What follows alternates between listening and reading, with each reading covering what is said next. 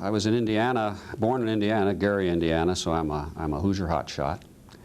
And at age 3, I left Gary and brought my parents to Southern California.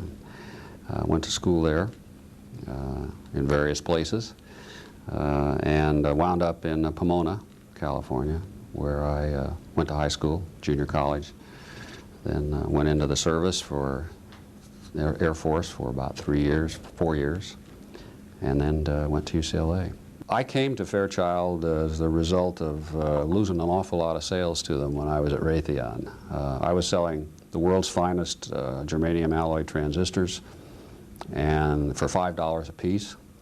And Fairchild was busily replacing them at my accounts with $150 transistors. I was at IT&T from '65 till about the middle or end of 1967.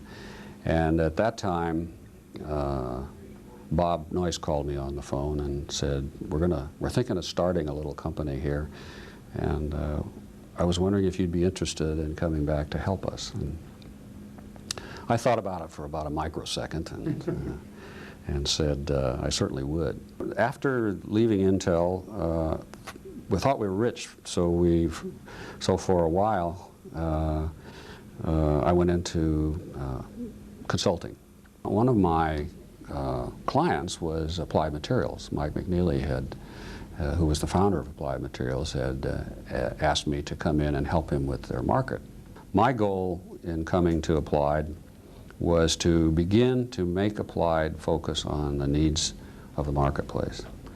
And I used to irritate people with it, but I still believe that product development, for instance, is a tactical arm of strategic marketing.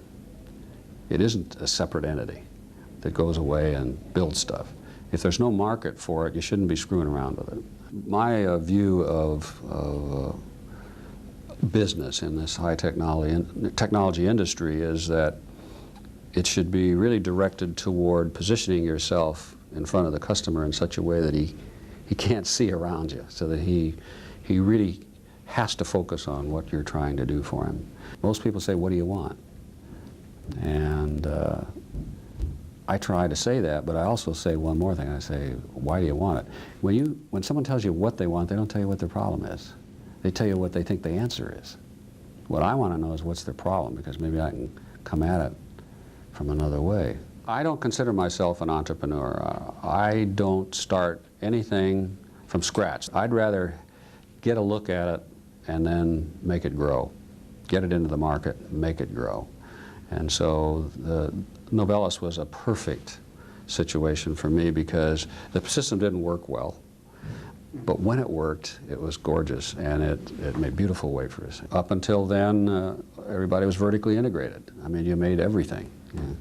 And so when the business turned down, you had all of these people, this fixed overhead that just sucked the profit right out of the business. So I said, we're going to establish vendors, and we're going to make the vendors a part of our business. You learn a lot about how to do things in successful companies. You learn a lot about how not to do things in unsuccessful companies. But you really want to know is what works.